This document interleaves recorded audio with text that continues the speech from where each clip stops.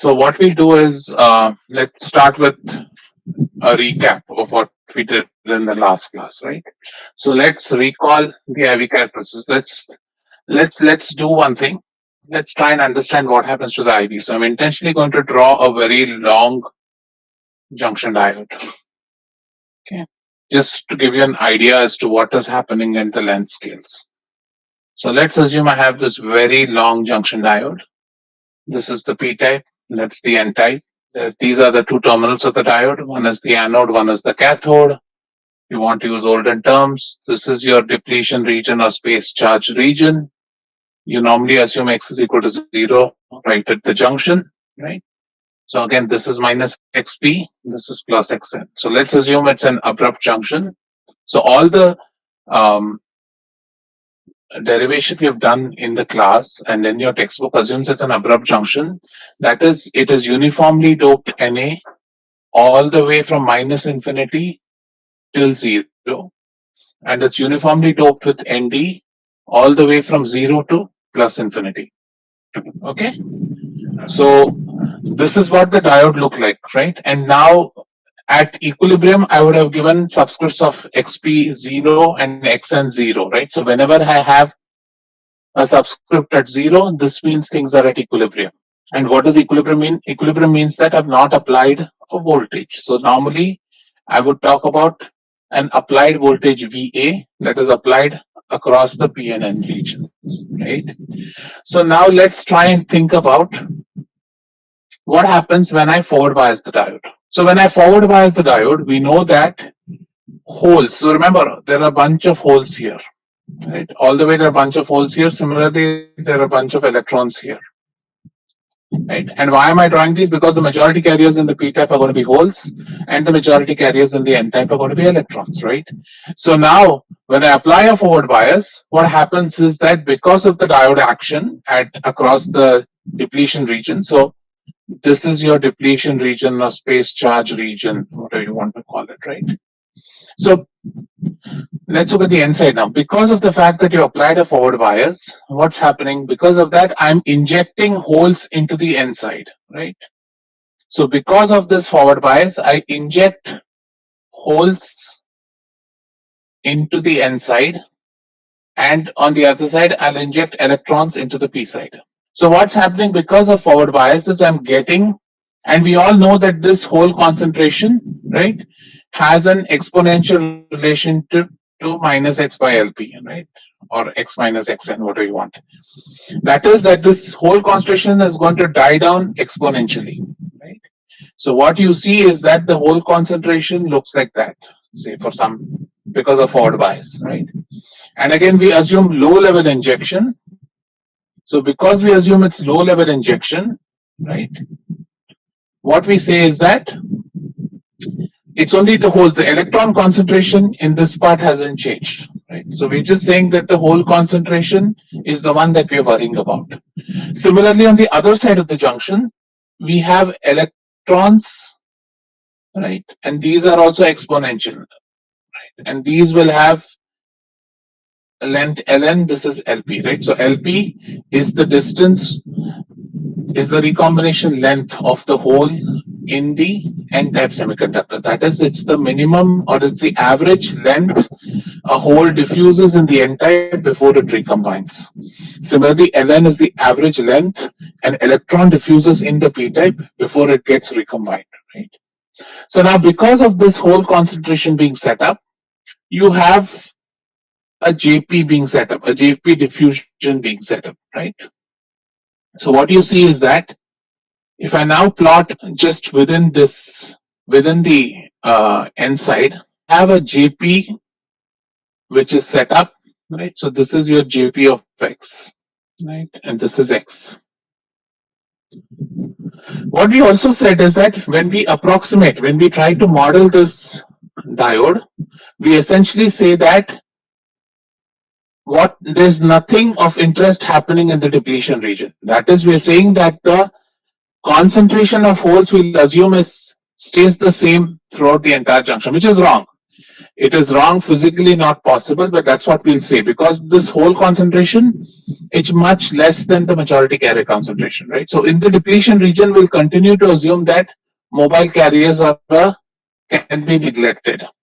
So what we're essentially saying is that at the junction, which is the point we are measuring the current, at the junction, the net current is given by the whole current at x is equal to xn, right? That is the whole current in the n side plus the electron current in the p side. Right, so this is a very big assumption, but this is how we are defining the current at the diode. So we're saying that in the diode, what is happening, the current in the diode is not actually is what to say, it's controlled by what's happening just outside the depletion regions, right? So what is happening just outside the depletion regions controls the current flow in the diode, right? And we say that these currents are constant in the depletion region or in the space charge region, right?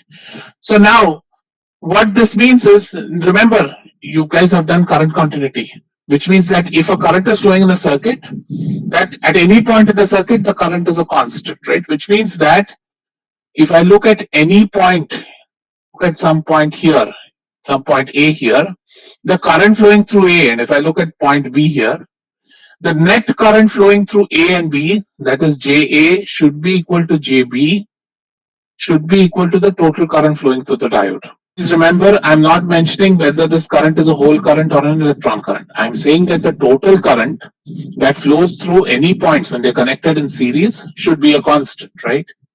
And so what we essentially now say is that, therefore in forward bias, I'm saying that the net current, so if I call the net current, this current is some constant which is flowing across the entire diode, out of which I'm saying that the whole current looks like this.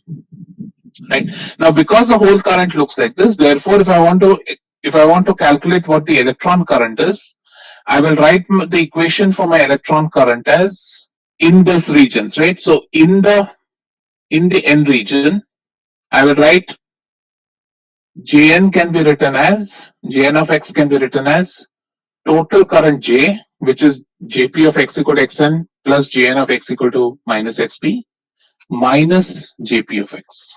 So everybody following this point? So we are making the assumption that the current flowing through the diode obviously is a constant all over, right? And we know that Jp has this profile.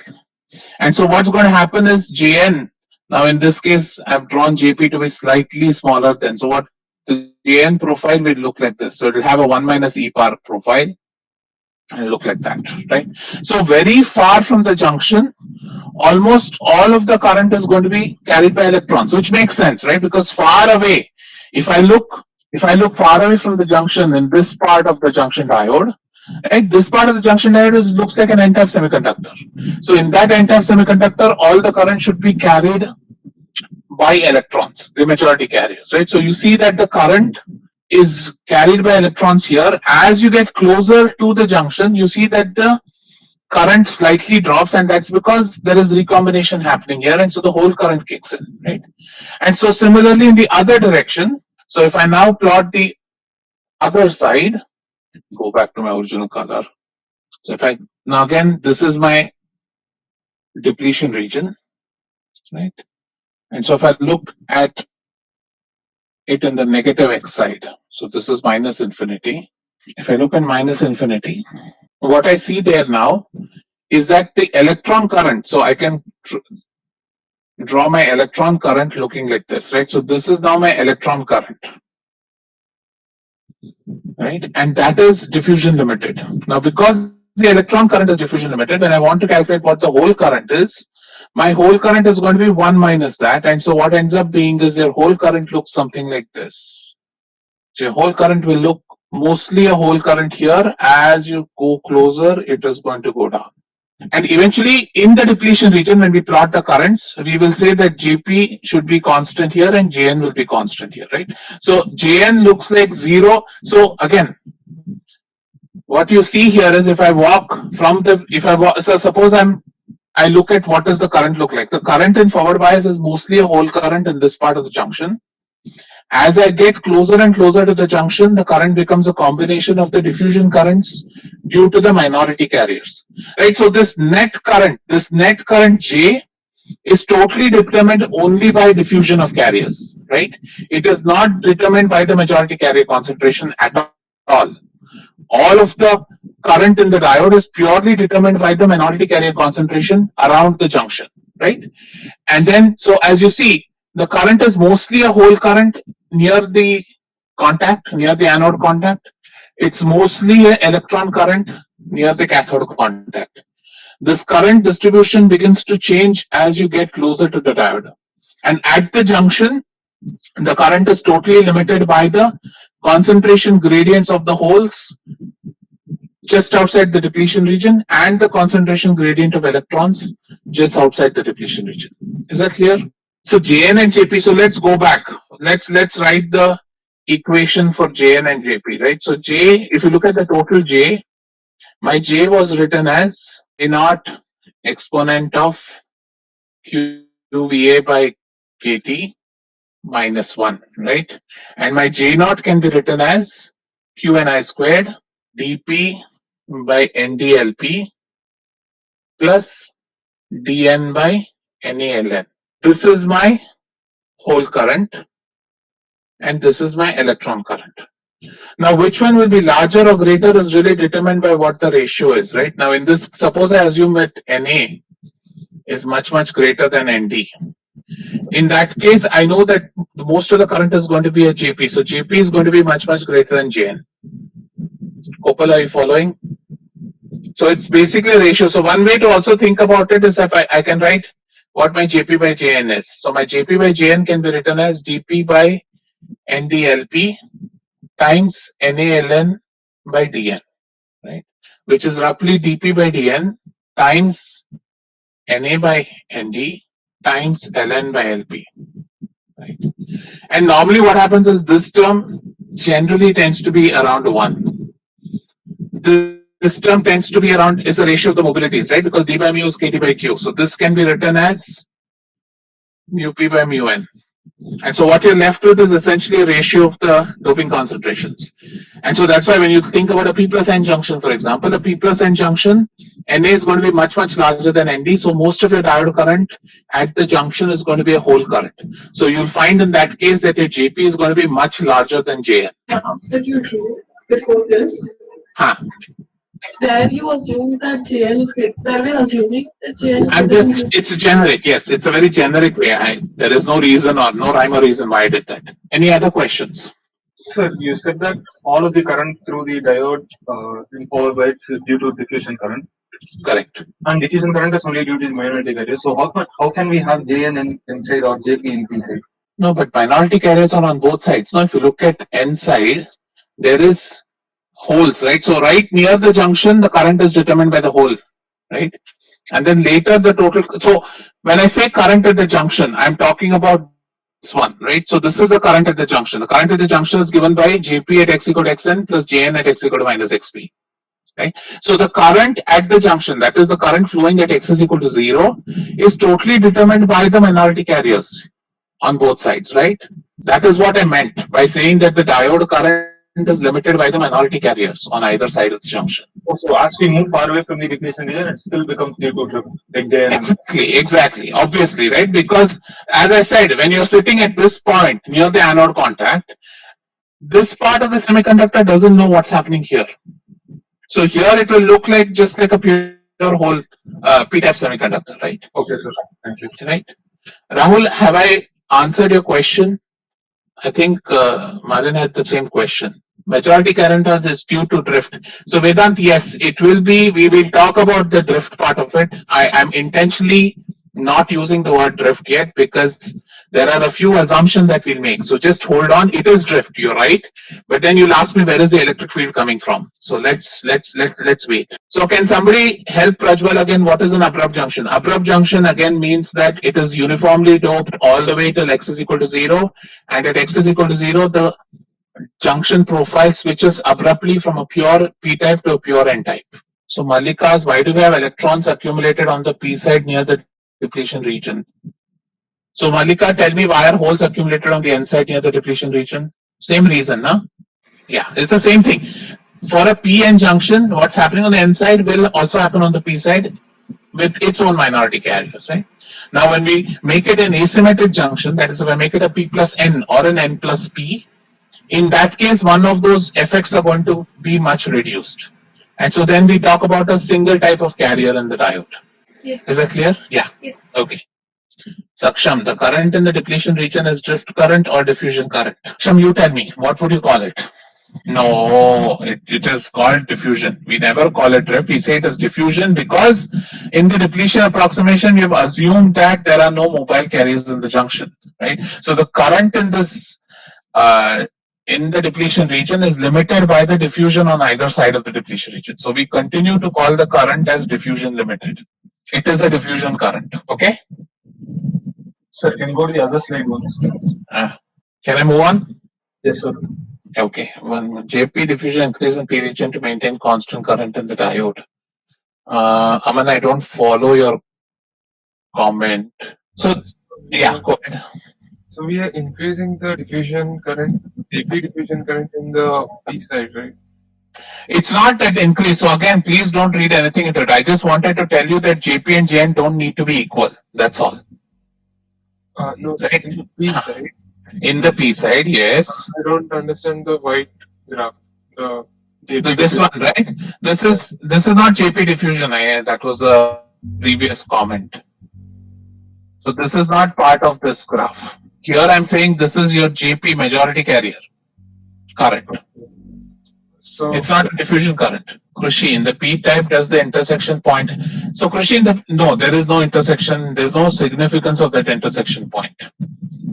It just depends on which larger, right? So if JP is larger, you'll see an intersection. If JN, on the other side, you'll see a gap, right? So it really is a matter of it's a sum, right? So when you take a difference, it's going to be either intersect or not intersect.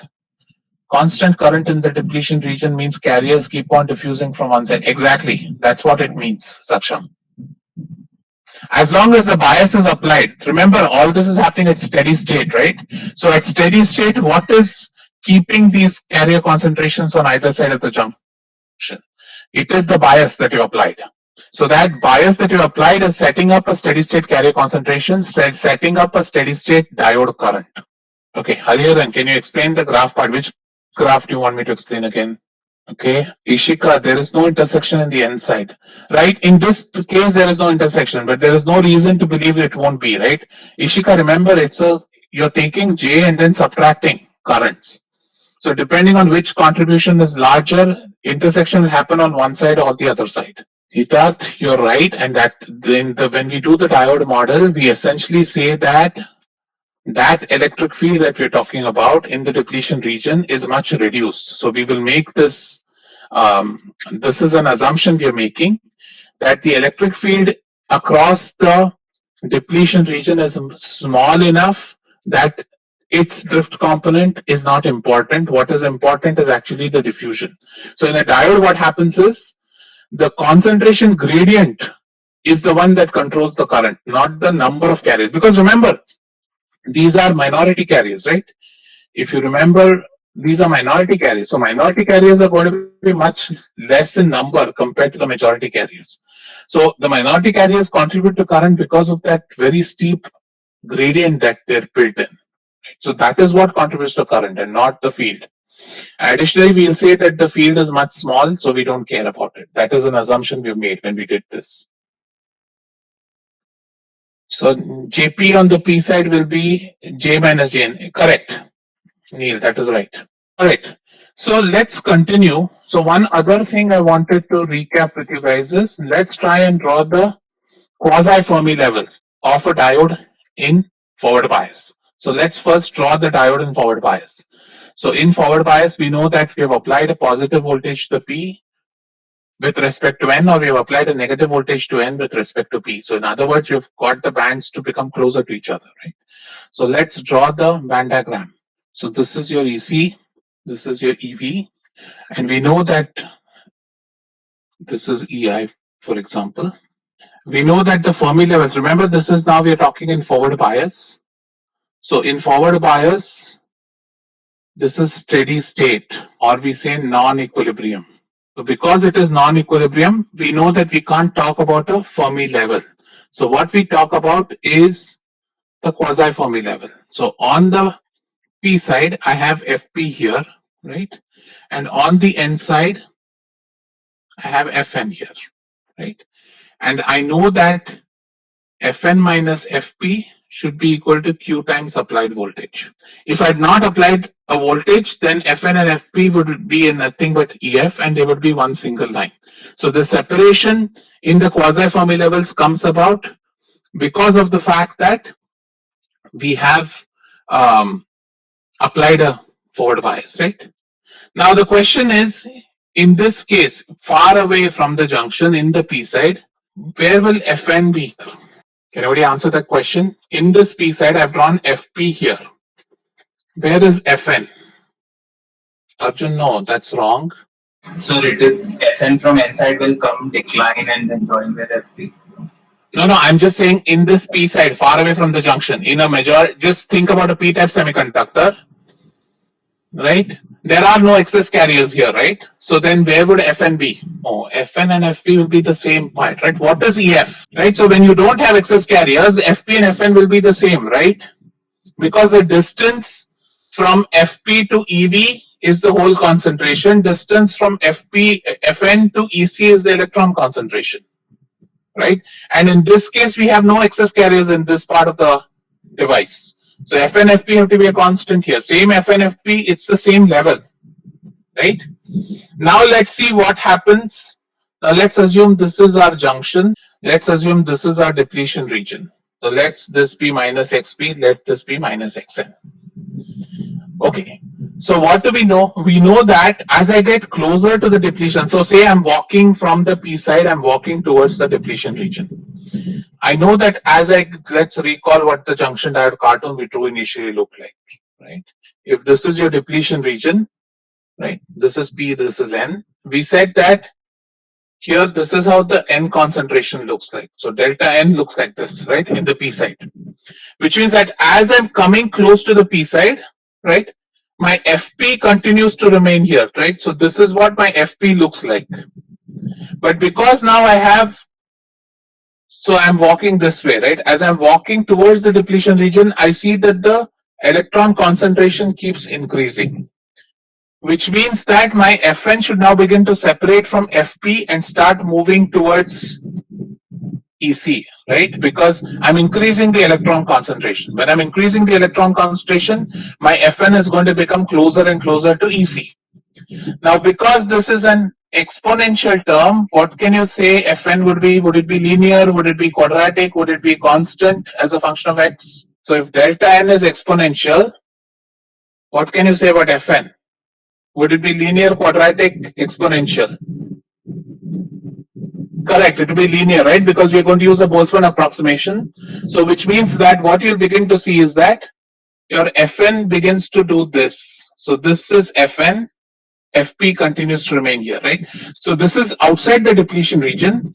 Because of the fact that you've created excess carriers here, right? Your Fn begins to separate from Fp. So this is telling you things are no longer in equilibrium.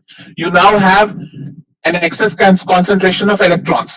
Now, because Fp is a constant across the entire P region, I can say this is low level injection, right? Because I'm saying that there is no change in Fp even when excess electrons have been pushed in, right? So this is going to be how my Fn looks like on this side of the junction. Now let's look at the P side, on the N side. So using the same logic on the N side, this is what Fn looks like.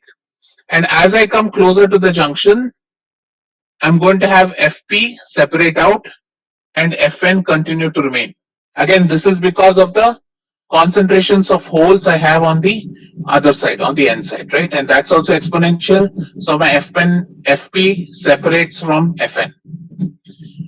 We assume there is no change of concentration, or rather what we assume now is that Fp looks like this. So this is how we think about the quasi-Fermi level. So we say that when you apply a forward bias, my Fn and Fp begin to separate away from the junction. Within the junctions, they say is constant. And so this is how your quasi Fermi levels look like within a diode at forward bias. And so what you begin to see is, therefore, if I want to calculate the current, then the slope of Fn will give me the current, right? Remember, we said that current is proportional to dFn by dx or dFp by dx. If you look at some of your old notes, right? So this gives you another picture of how to think about a diode.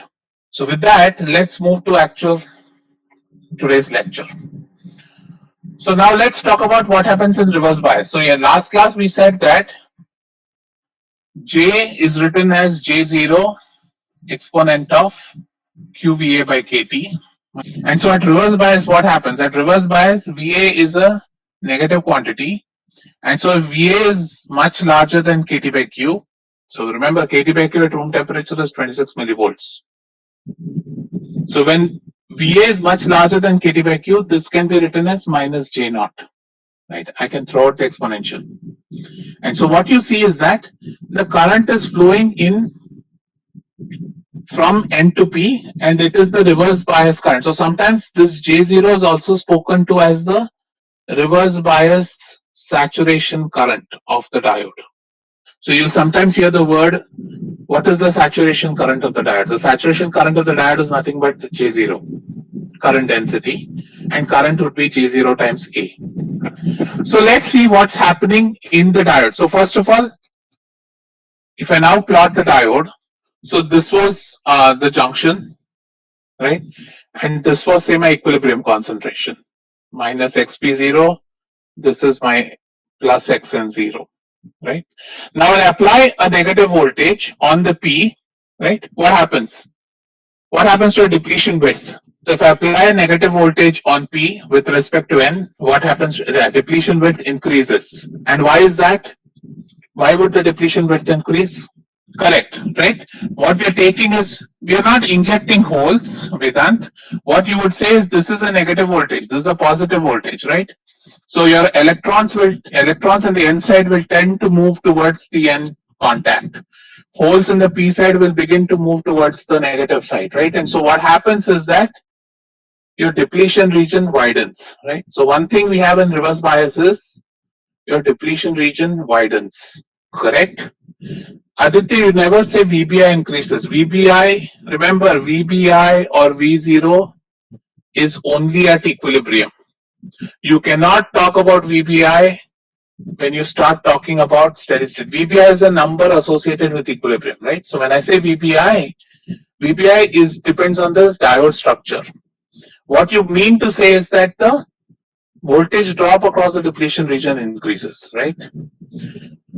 So what can you tell me about the maximum electric field at the junction?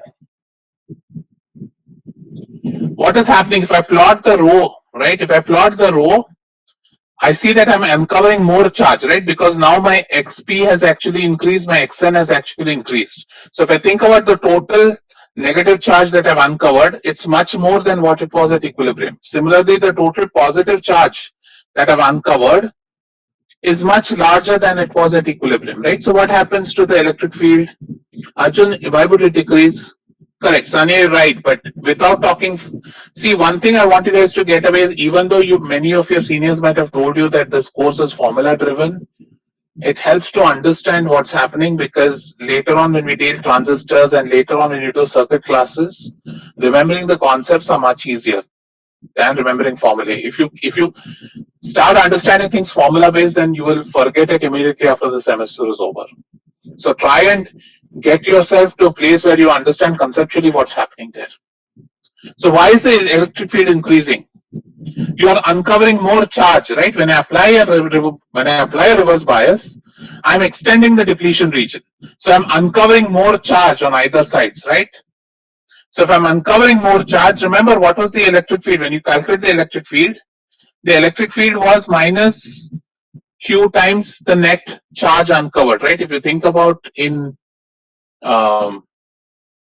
equilibrium, this is what it looked like. So as I'm uncovering more charge in the diode, obviously then that means that my electric field has to go up. So what happens in reverse bias is, the other way to think about it is that you have applied a larger voltage falls across the depletion region, right? So as your reverse bias voltage increases, or as VA increases, mod VA increases, then your W increases, your Emax also increases. Now, why this becomes important is later when I teach you breakdown, this will be one of the primary reasons why breakdown will occur in diodes. It is related to the maximum electric field that we present in the junction, right? Now, if I plot the carrier concentration, what can you tell me? How does the carrier concentration look like for let's say we want to plot the carrier concentration of holes on the N side. So I want to plot Pn, and this is my XNC. So far away from the junction, well, how does Pn look like? Pn is Pn naught, right? So it's going to be Pn naught here, and Pn naught all the way. And remember, there is some amount of field here. So right near this end of the depletion region, the Pn naught is actually going to drop down. And why is that? That's because at this point, right, there is going to be a field sucking, right? And so what you see is that your excess carrier concentrations, or rather your minority carrier concentration looks like that. And so what you see is that here there is no excess carriers being generated, rather the carriers are diminished at that point, right? And so what you end up seeing is that you see a large depletion region. So the properties of the diode at reverse bias, what you see is that current is very low, but you see a depletion region with a charge separation. So this is the reason why I'm telling you this, right? So what we see is that in reverse bias, I see that the current in this device has gone to very low currents, but it has a charge separation in this device, right? So what happens because of that is you end up creating a capacitor. So you've created a device, right? You've created a device which has low current and there is charge separation, which means what you've created is a capacitor. Okay, so let's see what happens to the diode in reverse bias. So let's try and draw the band diagram of the diode. So again, band diagram now, because I've applied a negative voltage to the P with respect to N, or a positive voltage to N with respect to P, I'll end up creating a junction that has a higher, right? So this is going to be my band diagram. And if you look at the quasi Fermi levels, this is where FP is, this is where Fn is, right? So this is how my current looks like, right? My band diagram looks like.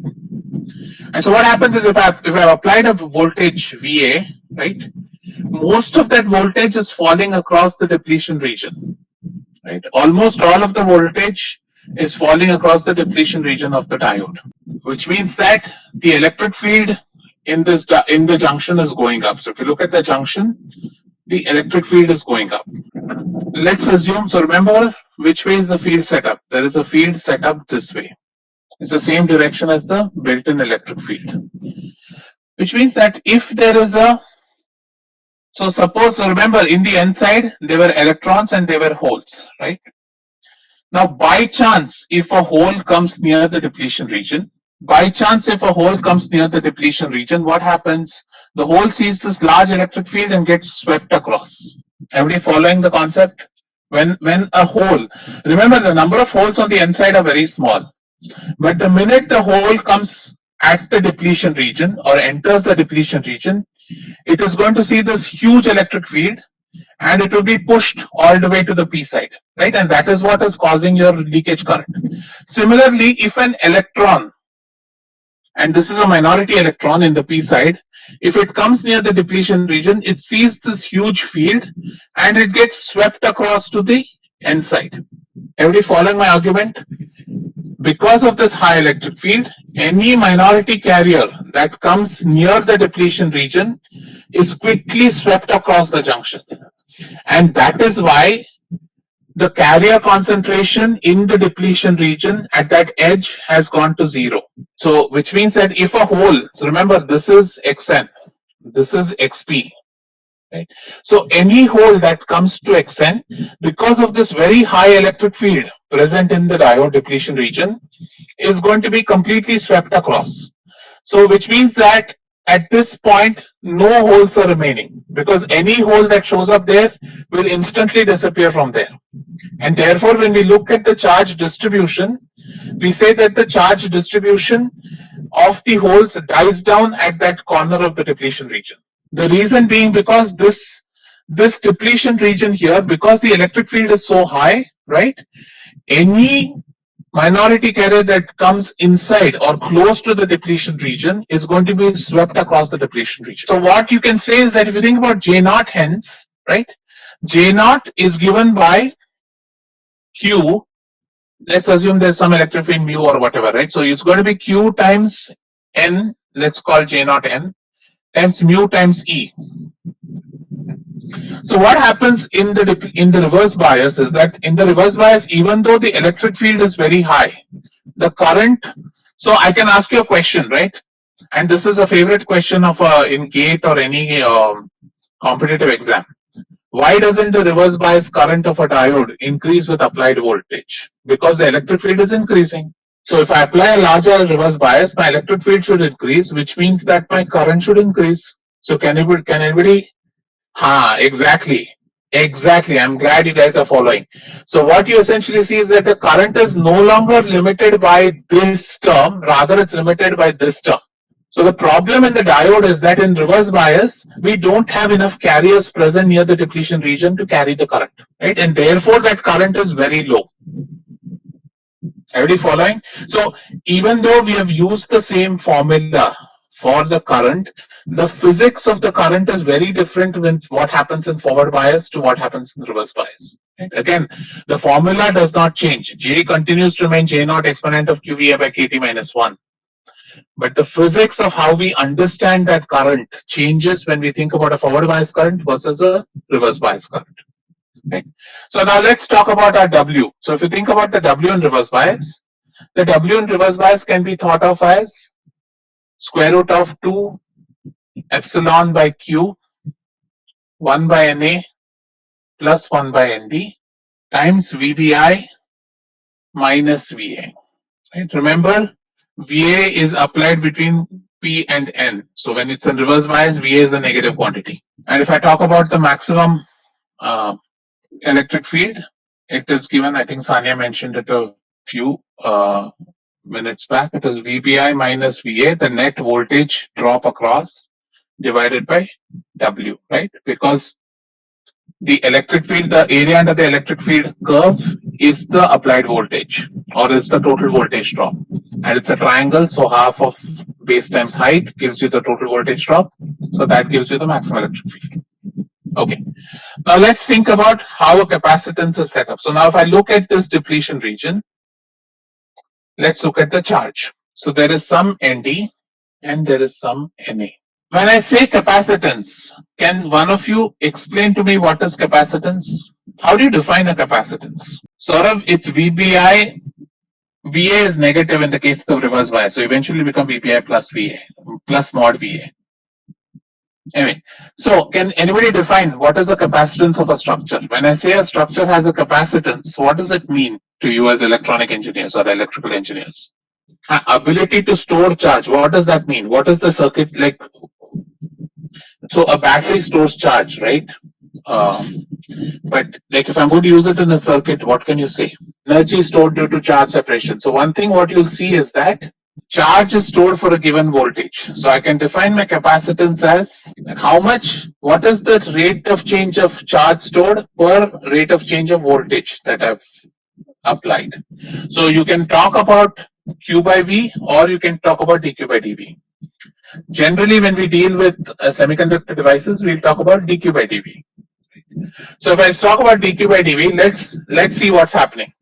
Now suppose I've applied a reverse bias, some reverse bias, and this is my Xn and that's my XP, right? And so what I'm doing is, many times we talk about small signal. So you guys know small signal modeling, right? You've done that in ES.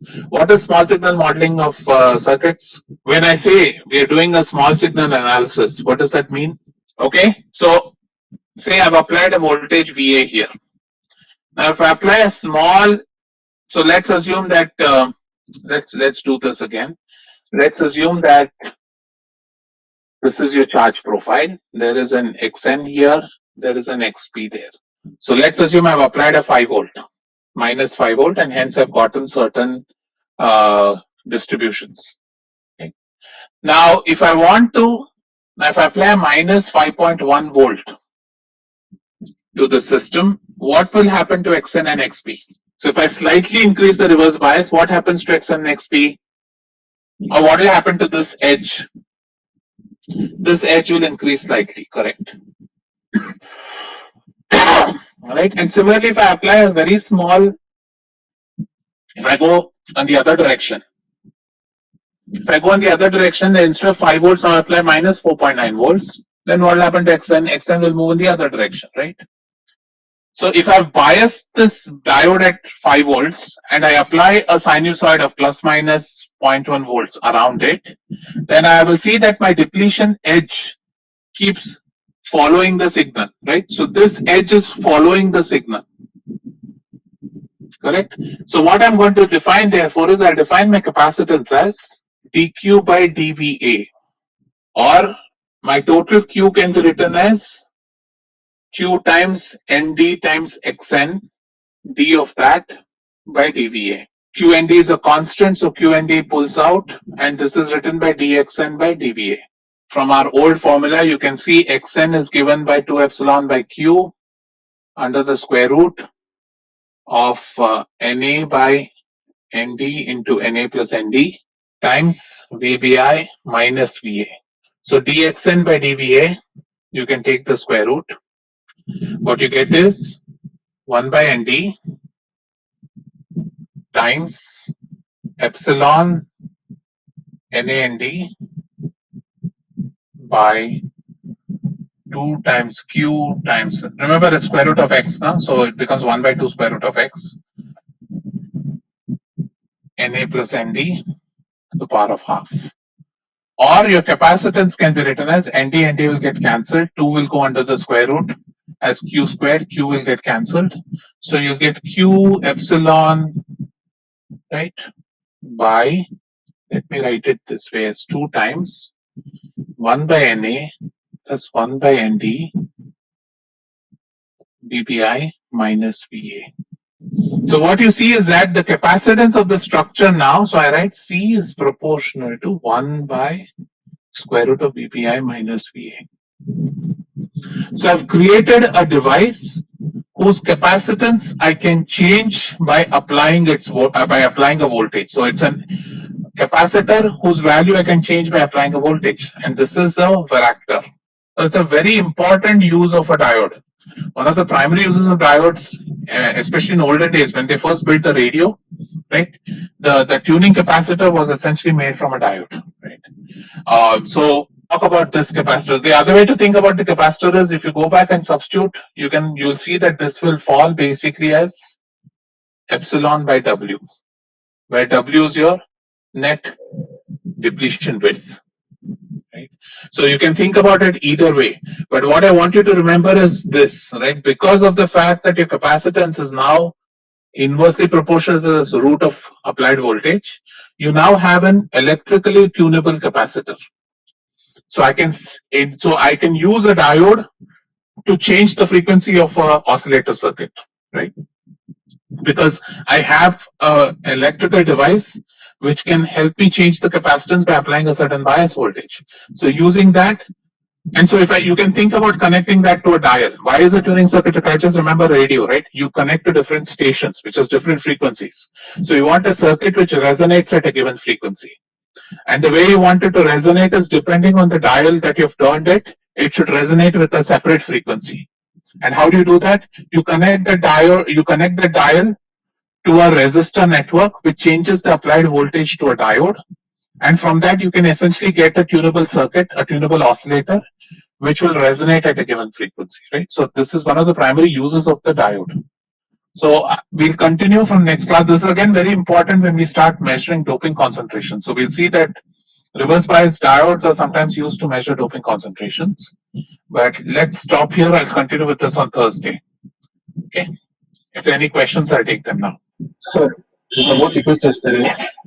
So, I had a question on capacitance, even though Please send questions to Ramesha sir. He is answering all them. Yeah. no, this is not about like the answer key. This was the fact that like capacitance wasn't taught in this section, but it was taught in other sections. Right. So the question. That's fine. It's one question. Like that's going to make a huge difference in your grade. Anyhow, there's going to be a best of in all your tutorial quizzes, so don't worry about it. So best of how much? Like that I don't know if we have not decided, but we have conducted so many, so we'll take a best of something for sure. I don't know if it's best of n-1 or n-2 or n-3, but it'll be some best of something. Let me go through the questions. So Vedant, junction, the previous side was electron current on the P side. Yes, I spoke about a minority carrier. Na? So on the P side, the minority carrier is an electron. Right. So all I'm saying is that if by chance an electron finds its way to the edge of the depletion region, then it's quickly going to be swept across the depletion region. That's the point I wanted to make there. Okay, thank you. Right. But you also said that the current won't depend on voltage because there won't be any carriers left, but only minority carriers will move to exactly, and because the minority carriers are so low, hence the current is very low. But the drift current is due to minority carriers, right? But what I'm trying to say is that drift current doesn't require majority or minority carriers. Right? Drift current happens because it's a function of the carrier concentration. So I just wanted to connect the two to tell you that because the number of carriers is so low, it's not the electric field that contributes. Because you can tell me, sir, even if the carrier concentration is low, eventually I should get a larger current. But because what happens as you apply more and more electric field, your n keeps dropping. So eventually that J0 remains a constant. That's what I wanted to get across to you guys. It's not, you don't use this formula to calculate J0, but it is a way to understand what's happening to the diode in reverse bias. Rohit, why doesn't the capacitance decrease below a certain value? Again, let's talk about it once we start plotting all this. We'll talk about why that is the case once we plot it as a function of voltage. Okay. Could you have more theoretical questions for practice too? Array, what more theory do you? Okay, we'll talk about it. I'll discuss it with the IC. Then please confirm we use 0.25. So Akash, it should be 0.0259. I don't think that's a huge error, but I mean, this is what you're talking about 1 millivolt and 260, right? What is the error in that? That's pretty small. So I don't think that is the reason why the answer was rejected. No, sir. Ramesh sir clarified in a mail that we can only use 0.25, but you said it was fine to use. So you can see what the error in the answer is. If the error is not big, it's not a big deal, according to me. Yeah. Okay, sir. Thank you. After a long time period, the current should go to zero because carriers came. No. Which current will go to zero? Saksham, when we talk about steady state, there is no long time. Steady state is already assumed long time. In steady state, you already assumed the system to come to equilibrium, come to a steady state. So the time part is no longer exists. Sir, when we apply a forward bias, the carriers keep diffusing from one side to the other. So exactly. So there's a continuous diffusion of carriers, which maintains the carrier concentration. So even here, there's going to be a carrier concentration setup, and that carrier concentration setup is going to keep that J0 where it is. Is that clear? Yes, sir. Yeah. Sir, and in one of the previous slides, the minority carrier concentration graph. Sir, the slide which just went by, the slide after this. So the PN0 is increasing after XN. Shouldn't it decrease? No, PN0 is what it is. So PN0 is what it is at far away from the junction, right? If you look at N side near the cathode contact, what is the carrier concentration of holes? So look at PN0 is the holes on the N side at equilibrium. So holes should be maximum near the. So it will be so if the diode was not there, PN0 will be a straight line as a function of X. Is that correct? What is Sir, PN naught is the holes present in the n-type semiconductor, right? yes, sir. So far away from N, far away from the diode at this point, if I ask you what is your electron concentration, you'll say it is Nd, correct? If I Yes, ask sir. you what is your hole concentration, what would you say the hole concentration is? Very low, And what is that very low number? nearly zero. No, it's Ni squared by Nd, right? This is a semiconductor doped N-type, right? So number of electrons is given by the doping concentration. Number of holes is given by Ni squared by Nd, correct? Yes, sir. Right, and that is Pn naught, So, correct? but the carriers from the P side diffuse to the N side, so the related. Carriers that they diffuse close to the junction, but far away from the junction, this should not have an effect. Sir, but near X and Y isn't maximum. Okay, let's come to the office hour. We'll talk about it. I have a meeting right now which I need to go to, but come to the office hour, okay? Okay, sir. Thank you.